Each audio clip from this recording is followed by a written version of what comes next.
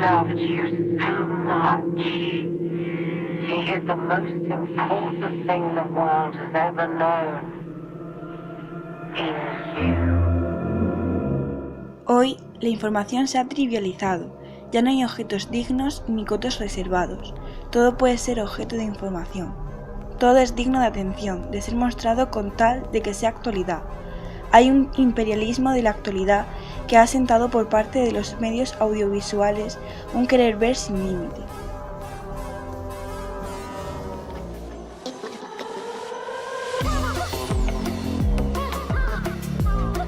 La televisión hoy no solo ha sustituido a los grandes mediadores culturales, sino que, de alguna manera, sustituye una realidad por otra, a un déficit de intercambio en el ámbito social. Todo ello nos sitúa en una lógica más allá de la reproducción, en un espacio de lo posible, a la vez utopía. Bueno, pues la hipervisibilidad es un fenómeno que se caracteriza por el querer verlo todo. La hipervisibilidad podríamos decir que es una especie de juego que no solamente plantea o en el que no solamente participa el medio de comunicación, sino también la audiencia. Ese mostrarlo todo, el medio de comunicación emula el estar ofreciéndole la verdad a la audiencia.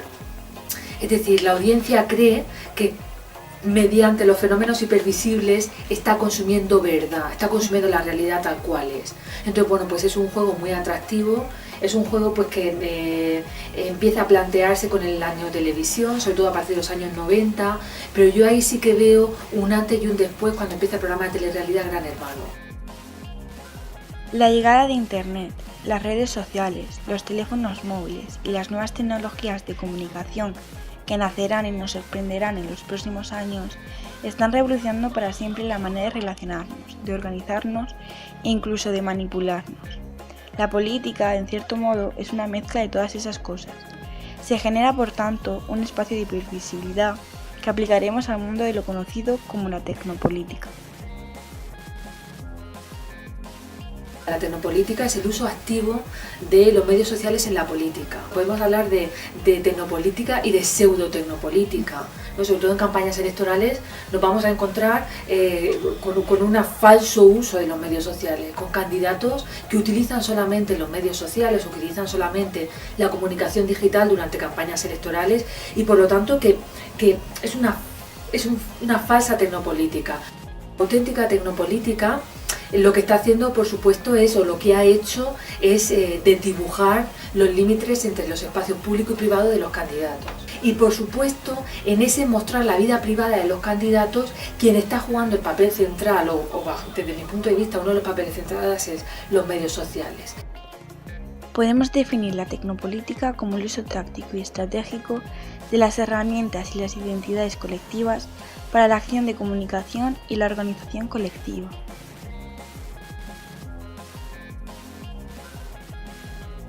En la última década, la comunicación en la red se ha convertido en uno de los grandes pilares de la comunicación empresarial y electoral debido a que, entre otras cosas, es una manera fácil y rápida de conectar con el público, a cualquier hora del día y sin intermediarios que puedan manipular el mensaje. Los partidos políticos también han empezado a utilizar estos medios para interactuar con sus seguidores y sobre todo en campañas electorales.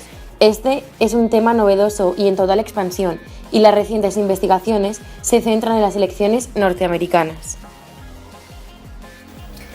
Las redes sociales ejercen un papel muy importante en el momento actual. Tenemos que tener en cuenta que en cualquier caso el auge de las nuevas tecnologías aplicadas sobre todo a lo que es la campaña electoral tiene muchísima fuerza y sobre todo las tendencias que utilizamos en Europa vienen de Estados Unidos. La campaña estrella ha sido la campaña de Obama, la primera campaña que ya utiliza las nuevas tecnologías, pero sobre todo esta última campaña, la campaña que ha vuelto a ser presidente Barack Obama.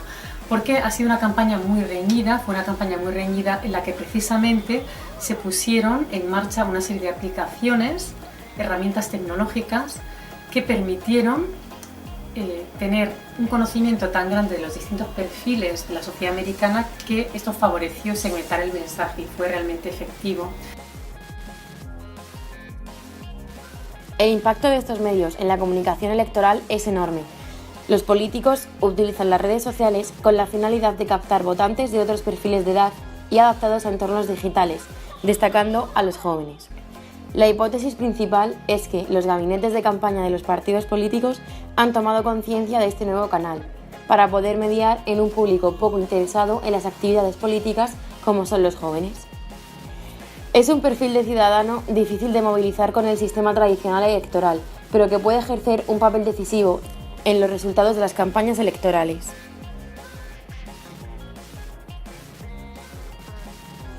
Otro claro ejemplo es la campaña electoral de Barack Obama de 2008, conocido como el rey de las redes sociales. Según The Washington Post, en plena campaña en las elecciones presidenciales de ese año, fue uno de los primeros candidatos en tener perfil en las principales redes sociales y el primero en destinar recursos y personal a administrarlos como parte de su estrategia de comunicación con el electorado. From sea to shining sea, yes, we can. Thank you, New Hampshire. Thank you.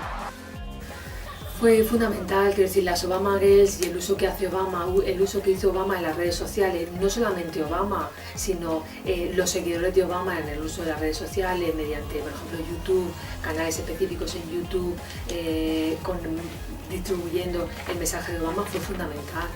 Entonces, bueno, yo ahí veo que esa campaña de Obama, pues es una de las primeras campañas tecnopolíticas que realmente marca la diferencia.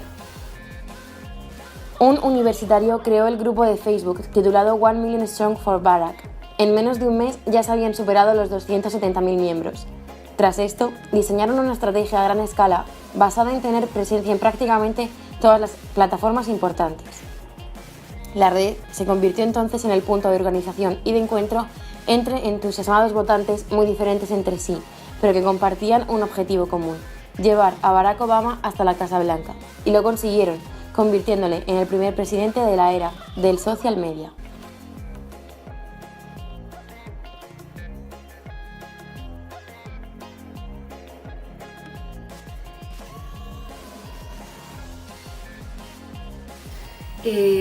Pues bueno, simplemente, por supuesto, ese político tiene que tener educación y entrenamiento en comunicación. Eso es fundamental. Yo simplemente lo formaría en comunicación y pues bueno, enfatizaría la importancia que tiene el que lo que decimos, lo que hacemos, lo que promulgamos mediante las redes sociales tiene que ser real, tiene que ser auténtico.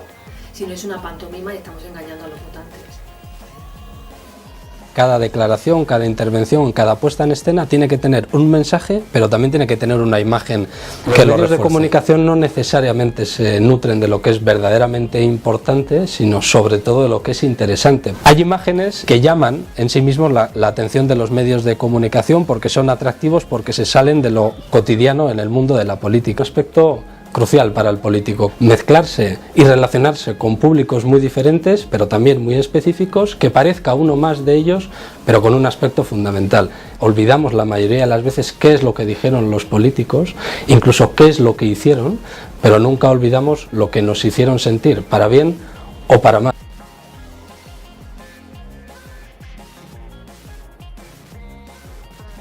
La democracia representativa se ha quedado algo anticuada de la misma manera que lo ha hecho la urna. De la misma manera que no se entiende la Revolución Francesa sin Gutenberg, tampoco es posible explicar el 15M o la Primavera Árabe sin Internet y las redes sociales. La sociedad decepcionada, crítica y muy informada tiene en sus manos herramientas para monitorizar y fiscalizar las actividades políticas. Internet se ha convertido en un ecosistema dinámico y fértil para la participación ciudadana. También proponemos medidas de iniciativas normativas populares que se desarrollan en diferentes posibilidades de acción, de presentación de propuestas de los ciudadanos al Parlamento sin trabas como hasta ahora nos hemos encontrado. En el 15M lo tecnológico no puede separarse de lo político, afectivo, social e histórico. Esto supone un acontecimiento que transformó las mentalidades y que modificó súbitamente la percepción de lo que es intolerable y la apertura de nuevos horizontes de deseo. La brecha tecnológica con el Estado es también una fractura social pero también una fractura mental, una fractura política en la que el 15M esboza en el horizonte de una nueva idea de democracia que parte de una lógica de control distribuido de los asuntos comunes por parte de la ciudadanía, que prefigura una democracia digna del siglo XXI, capaz de incorporar el conocimiento experto de la ciudadanía, su capacidad de control y su potencia de innovación constante en una sociedad de código abierto. Y eso también afecta a las instituciones. El 15M las envejeció súbitamente, la democracia actual está bloqueada y secuestrada, incapaz de procesar los cambios que la sociedad en red muestra cada día.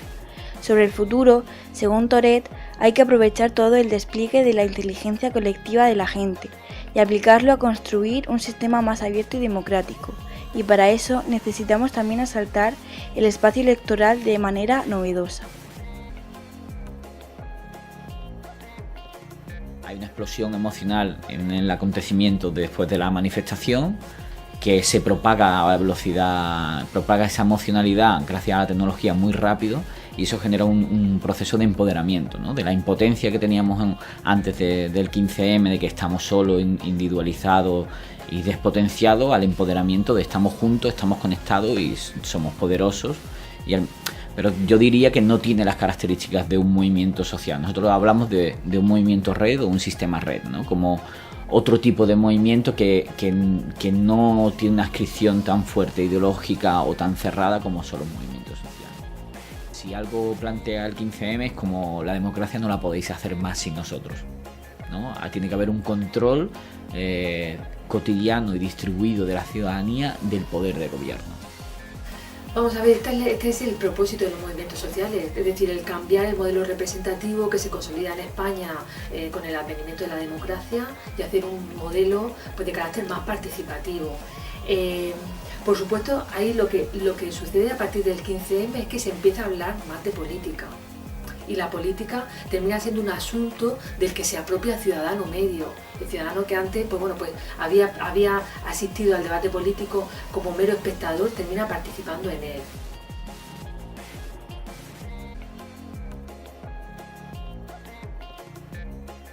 La utilización de medios informáticos no sirve solo para detectar y suavizar las aristas y hacerlo más atractivo para el electorado.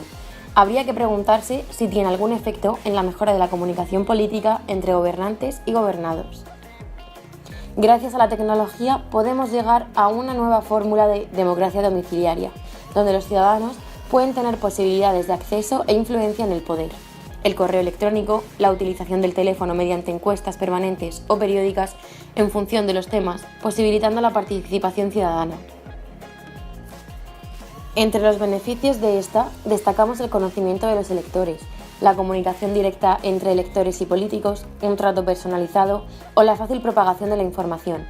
El fácil acceso de los ciudadanos a la información política y la interactividad en las relaciones entre estos y sus representantes hacen posible una comunicación más próxima y personalizada y permiten participar más directa y colectivamente en el sistema político.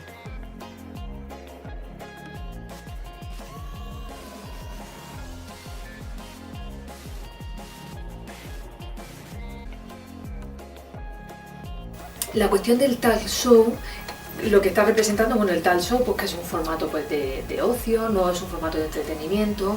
El que finalmente el candidato aparezca en el talk show pues supone una espectacularización, ¿no? Una espectacularización del mundo de la política. La cuestión del el que aparezca en el talk show, por supuesto, forma parte de una estrategia, es decir, la llamada que hace Pedro Sánchez al Sálvame Deluxe en directo, eso forma parte de una estrategia comunicativa muy concreta, ¿no? Era un candidato, acababa de ser o hacía relativamente poco tiempo que había sido elegido secretario del Partido Socialista Obrero Español y necesitaba ser conocido por la audiencia, ¿vale? Necesitaba ser conocido por sus electores en potencia.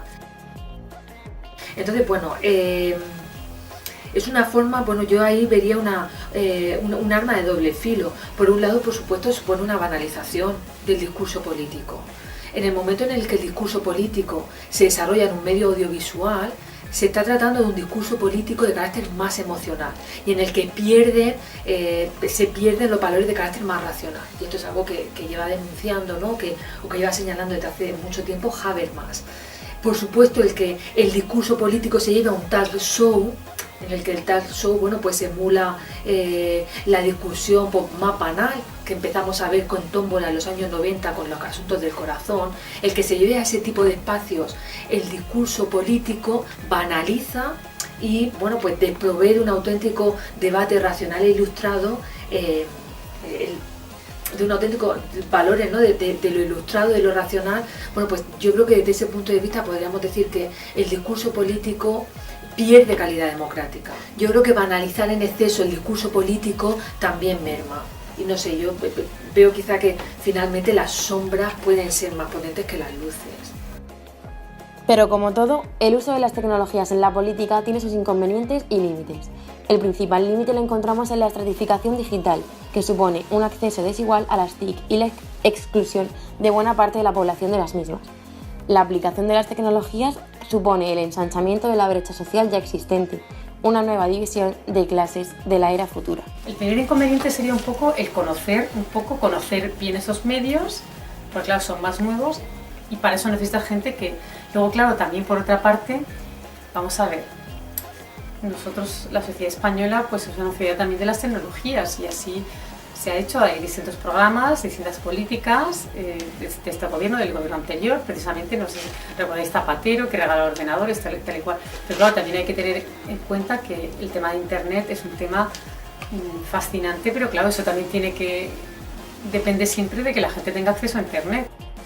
Los candidatos más jóvenes, o los que se están incorporando ahora, pero que son más jóvenes, pues de alguna manera están más familiarizados, pero claro, un candidato de una cierta edad, y estamos pensando en la política nacional, pero también la política regional, necesita de un pequeño aprendizaje, ¿de acuerdo? Porque no se nace sabiendo ya, sobre todo la gente de mi edad o mayores que yo, ¿de acuerdo? Que los tenemos políticos, necesitan de personas que las asesoren para saber cómo utilizarlo. Las buenas expectativas no son suficientemente poderosas como para no percibir con claridad los muchos efectos negativos que ya hoy empiezan a dejarse sentir. La alta tecnología utilizada por los departamentos de Estado más poderosos del planeta eleva la capacidad de espionaje, control y represión a niveles inimaginables en cualquier lugar del mundo. Informaciones sobre las actividades de la CIA o del Pentágono en espionaje a otros países o en el control de sus propios ciudadanos pueden producir escalofríos. A los inconvenientes de acceso a las nuevas tecnologías se le añade el relacionado con la hipervisibilidad. Todo es grabado, enseñado y extralimitado, y contamos además con una sociedad crítica que ve en cualquier error de un personaje público una oportunidad de juzgar y hacer una burla y parodias del mismo a través de las redes sociales más conocidas, como Twitter, YouTube o Facebook.